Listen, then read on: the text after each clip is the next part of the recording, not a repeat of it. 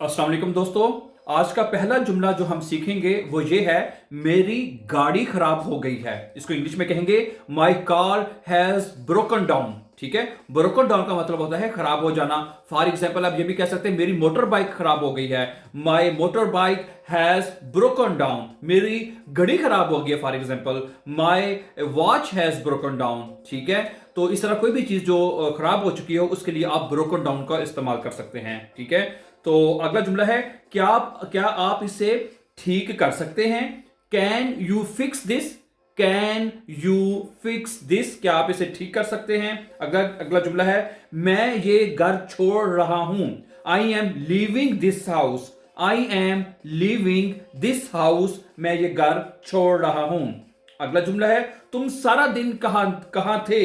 Where were you all day? Where were you all day, तुम सारा दिन कहां थे? मैं दोस्त के साथ था। आज का आखिरी जुमला है, I was with my friend. I was with my friend, मैं अपने दोस्त के साथ था। Thank you, and for more videos and for learning English, please don't forget to subscribe this channel. Have a nice time.